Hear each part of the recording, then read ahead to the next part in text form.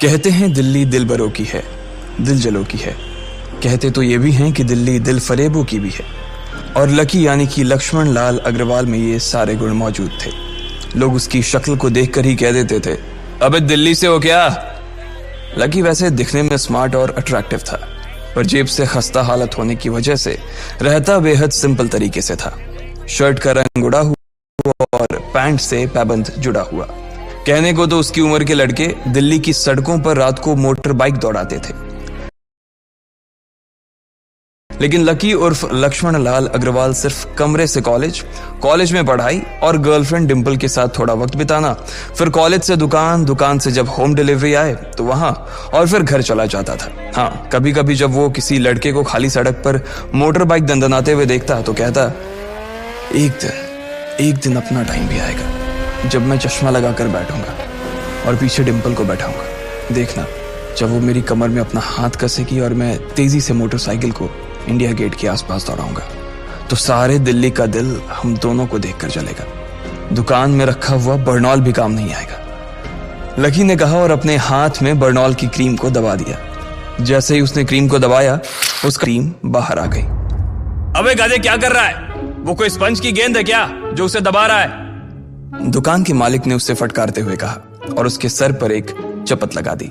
Sorry sir. Lucky ने अपना सिर बचाते हुए कहा। वो करोल बाग में स्थित एक छोटी सी मेडिकल स्टोर पर काम करता था। उसकी दुकान का नाम था चमन मेडिकल स्टोर और उसके ओनर का नाम था चमन लाल। लकी पिछले 5 साल से इन्हीं की दुकान पर काम कर रहा था। यहाँ इस छोटी सी शॉप पर काम करना उसकी मजबूरी थी। लाइफ में कंगाली की वजह से उसे कॉलेज में पढ़ाई पूरी करने के लिए पार्ट टाइम जॉब करना था।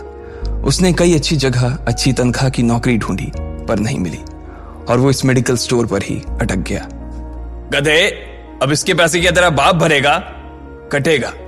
इसका पैसा भी तेरी तनख्वाह से कटेगा और एमआरपी से डबल रेट में कटेगा। चमन ने अपने दांतों को किचमिचाते हुए कहा।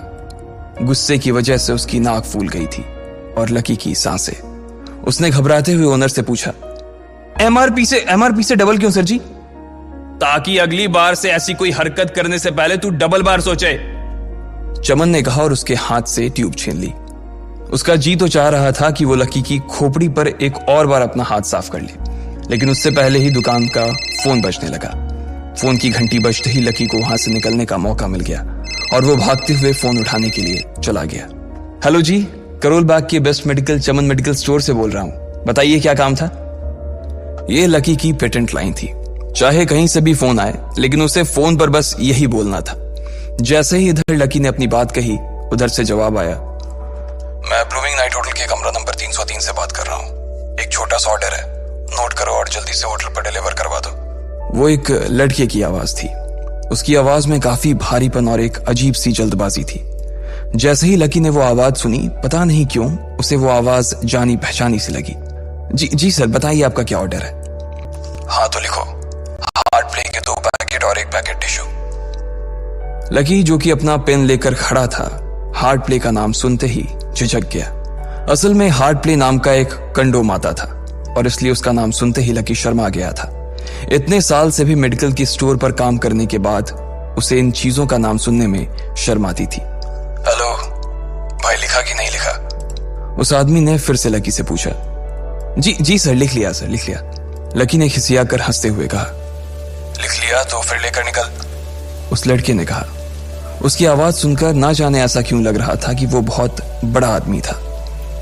जी सर, लेकिन सर बाहर तो बारिश हो रही है, लकी ने कहा। उसने देखा कि बाहर बहुत तेज बारिश हो रही थी।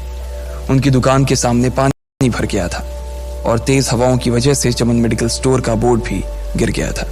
लकी को लग रहा था कि वो इतनी तेज बारिश में अभी एकदम से तो नहीं निकल पाएगा, तो उसने उस लड़के को समझाते हुए कहा, सर मैं ऑर्डर तो ले आऊंगा पर थोड़ा टाइम लग जाएगा, बारिश थोड़ी थम जाए आप। इससे पहले कि वो कुछ आगे बोल पाता, फोन पर लड़का बोल पड़ा। तुम्हारे मालिक को पता है कि तुम मल्होत्रा जी के लड़के को मना कर रहे हो? हाँ पता है, बारिश हो रही है, इसलिए सारा सामान अच्छे से थैली में पैक करके लाना और लेट नहीं होना चाहिए, समझे? उस लड़के ने कहा और इससे पहले कि लकी आगे कुछ कह पाता, उसने फोन काट दिया। उधर से लकी के दुकान का ओनर उसे घूर कर देखा जा रहा था।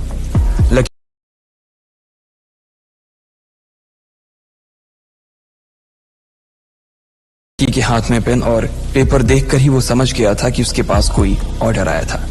आज वैसे भी इतनी बरसात होने की वजह से सुबह से इक्का दुक्का ग्राहक ही दुकान पर आए थे। ऐसे में उसकी दुकान का मालिक एक भी ऑर्डर को छोड़ना नहीं चाहता था। वो लकी को देख रहा था और लकी बारिश की ओर देख रहा था। बारिश का बहाना नहीं चलेगा, जाना पड़ेगा, चमनलाल ने कहा। मैं बहाना नहीं कर रहा सर, थोड़ी बारिश धीमी हो जाए तो मैं चला जाऊंगा। अभी आप खुद ही देखिए कितनी तेज बारिश है। वो पता नहीं कोई मिस्टर मल्होत्रा का कोई बेटा कुछ ज्यादा ही जल्दी में था। मैं साइकिल से तो पहुंच नहीं पाऊंगा इतनी जल्दी। लकी ने उनकी ओर देखते हुए कहा। क्या कहा? मिस्टर मल्होत्रा जी का बेटा? तू मेरी दुकान बंद करवाएगा क्या? अभी क्या भी निकल उनका ऑर्डर लेके, वो हमारे बहुत पुराने कस्टमर है, चमन ने कहा। पर लकी ने कहा ही था कि चमन बोला। पर कुछ नहीं, तू मेरी मोटरसाइकिल ले जा, उसने गुस्से में कहा। अरे सर जी, 200 के ऑर्डर में मुश्किल से 40 रुपए बचेंगे। इससे 3 गुने का तो पेट्रोल ही लग जाएगा, और अगर गाड़ी रास्ते में बंद हो गई तो अलग से खर्चा, लकी ने समझाते हुए कहा। वो जानता था कि उसका मालिक इन सब बातों पर ध्यान नहीं देने वाला। चमनलाल बोला। कोई बात नहीं, तू जा, चाहे जो हो जाए, ग्राहक नाराज नहीं होना चाहिए, और वैसे भी वो मल्होत्रा जी का बेटा है। चमनलाल ने मोटरसाइकिल की चाबी लकी की ओर उछालते हुए कहा। लकी ने चाबी ली। उसे देखकर उसके अंदर मिक्स फीलिंग आ गई। एक तो वो बहुत खुश हुआ कि बड़े दिनों बाद बाइक चलाने को मिलेगी, पर वहीं दूसरी तरफ दुखी इसलिए हुआ कि बाइक मिली भी तो ऐसी तेज बारिश में, अगर खराब हो गई तो इसकी चपत भी उसके सिर पर ही पड़ेगी। वो मुंह लटकाकर रेनकोट और हेलमेट पहनते हुए वहां से निकल गया। बाहर आकर बाइक को देखा तो लकी ने मन में सोचा, चलो ठीक है, जो होगा देखा जाएगा, कम से कम बाइक तो चलाने को मिल रही है। दरअसल लकी इतने साल काम करने के बाद भी अपने लिए एक मोटरसाइकिल नहीं ले पाया था। लकी की तनख्वाह ही इतनी भर थी कि सिर्फ उसके कमरे का किराया, उसकी साइकिल में डालने वाली हवा का खर्च, बिजली पानी का बिल और डिम्पल के साथ महीने में 1-2 बार बाहर खाने का खर्चा ही निकल पाता था। उसे डिम्पल की कही बात अक्सर याद आती थी। लकी, अगर अगले 2 महीने में तूने बाइक नहीं खरीदी ना तो मैं तेरे से ब्रेकअप कर लूंगी, देखना। असल में डिम्पल को लकी के साथ बाइक पर घूमने की बड़ी तमन्ना थी। लकी की इस उजाड़ जिंदगी में एक वही तो थी जिसके लिए जिंदा रहने को उसका जी चाहता था। जब भी वो उससे बाइक की बात करती तो लकी डिम्पल की इस बात को हंसकर टाल देता था। वो अपने मन में इस बात को अच्छे से जानता था कि डिम्पल उससे बहुत प्यार करती थी और वो उससे कभी छोड़कर नहीं जा सकती थी। वो दोनों एक दूसरे में ऐसे घुले मिले थे जैसे बादल बरसात में घुल जाती है। लकी को डिम्पल बहुत पसंद थी और वो उसके लिए दुनिया जहां की खुशियां खरीद कर ला देना चाहता था। वो चाहता था कि एक दिन वो डिम्पल को प्लेन में बैठाए, लेकिन उसके ये सब ख्वाब इस कम तनख्वाह की नौकरी की वजह से कभी पूरे नहीं होने वाले थे। पर आज उसके पास एक मौका था। वो डिम्पल को अपने साथ इस बारिश में राजपथ घुमाना चाहता था। वो उसे दिल्ली दिखाना चाहता था।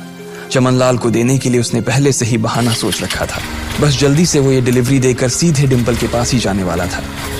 उसने होटल ब्लूमिंग नाइट के बाहर मोटर बाइक पार्क की और सीधे होटल के अंदर चला गया।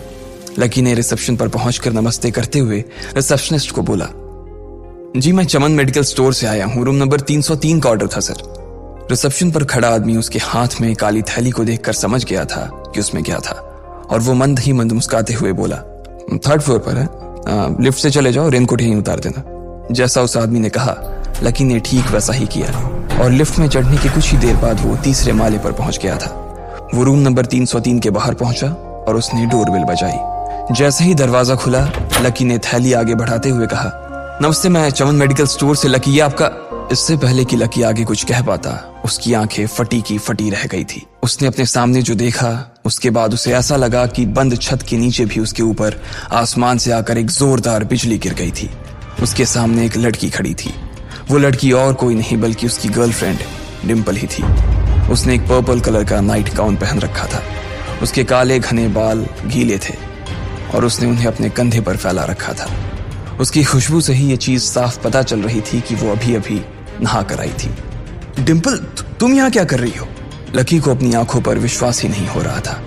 उसने 2 बार अपनी पलकें झपका कर देखा, लेकिन दोनों बार ही उसे अपने सामने डिम्पल ही नजर आई।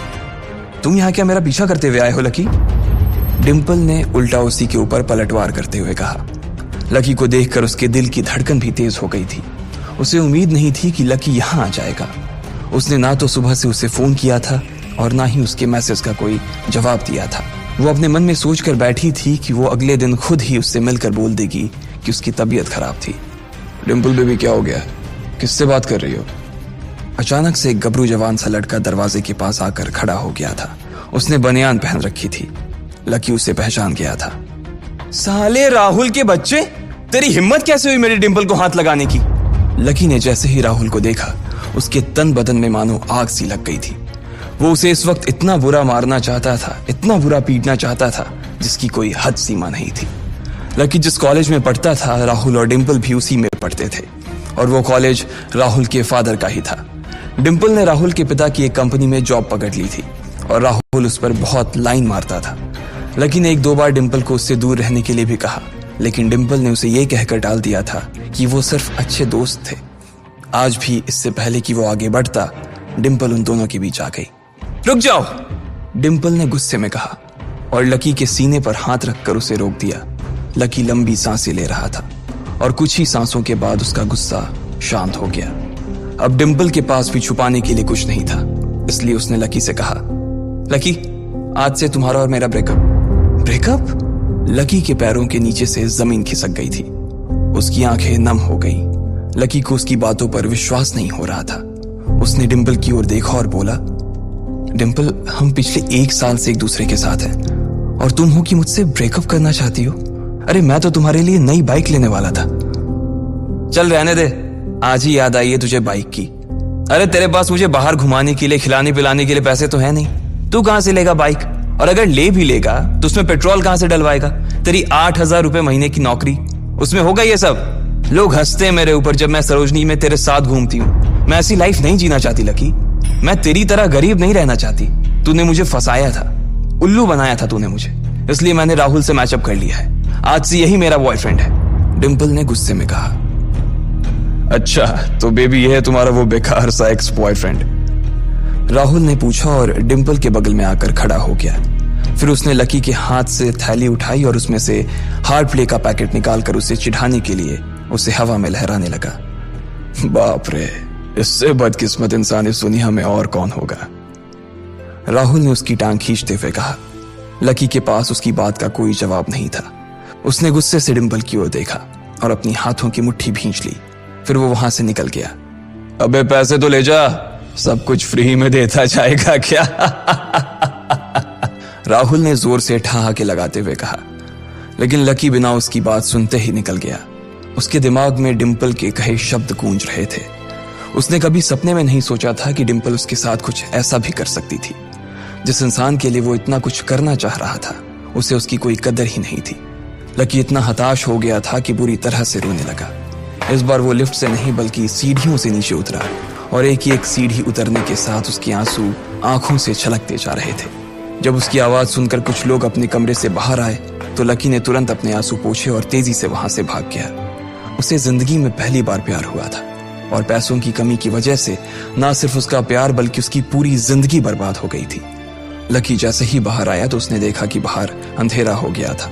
आसमान में तेज बिजली कड़की और बारिश जो थमी थी एकाएक फिर से झमाझम बरसने लगी। ये देख लकी के थमे हुए आंसू एक बार फिर से छलक गए। उसका दिल बुरी तरह से टूट चुका था, लेकिन उसे इस बात की खुशी भी हो रही थी। आखिर आज उसे डिंपल का असली चेहरा नजर आ गया था। वो तो उसके साथ घर बसाने की सोच रहा था, लेकिन अच्छा हुआ कि उसने पहले ही उसका घर बर्बाद होने से बचा लिया। लकी को दुख तो बहुत हो रहा था, पर उसे यह भी लग रहा था कि उसे आगे चलकर यही दुख उसे खुशी देने वाला था। लेकिन एक चीज थी जो लकी को परेशान कर रही थी, वो थी उसकी माली हालत। उसकी जेब इतनी तंग थी कि उसे फटी हुई जेब की पैंट पहनकर घूमना पड़ता था। कभी कभी तो लकी सिर्फ रोटी खाकर दिन काट लेता था। वो कब से कोशिश कर रहा था कि कोई अच्छा काम पकड़ सके, लेकिन उसे कोई काम देने को राजी नहीं था। उसने टूटे हुए दिल को दिलासा देते हुए मन में सोचा कि डिंपल पर खर्च होने वाले पैसे बच जाने से शायद उसके हालत सुधर जाएंगे, पर फिर भी वो रातों रात रईस नहीं हो जाने वाला था। उसने ऊपर आसमान की ओर देखा और जोर से चिल्लाया, अगर इतना ही अनलकी बनाना था तो फिर नाम लकी क्यों रखा भगवान? वो जितनी जोर से चिल्ला सकता था उतनी जोर से चिल्लाया। उसकी आवाज से आसपास खड़े लोग एक बार तो डर गए थे। लकी ऊपर ही देख रहा था और उसके आंसू बारिश के पानी के साथ मिल गए थे। जैसे ही वो फूट कर रोने को था, तभी उसके फोन पर एक मैसेज आया। जैसे ही लकी ने अपना फोन निकालकर उस मैसेज को पढ़ना शुरू किया, उसकी तो आंखें ही चमक गई। अचानक उसके आंसू हंसी में बदल गए और वो जोर जोर से वहीं सड़क पर नाचने लगा। उस मैसेज में लिखा था, परिवार की रिसर्च और परिवार के निर्णय के हिसाब से अग्रवाल परिवार का वारिस लक्ष्मण लाल अग्रवाल उर्फ लकी ने गरीबी अभ्यास की परीक्षा को पास कर लिया है और आज से ही वो उस जमीन और उस जायदाद का मालिक हो जाएगा जो परिवार ने उसके नाम कर रखी थी। ये एक ऐसा मैसेज था। आखिर कौन था लकी? क्या थी उसकी असलियत? और वो कैसे रातों रात ही अनलकी से लकी हो गया था? आपको क्या लगता है, क्या होंगे इन सभी सवालों के जवाब? कमेंट बॉक्स में कमेंट करके जरूर बताएं और सभी सवालों के जवाब को जानने के लिए सुनते रहिए इंस्टा मिलेनियम।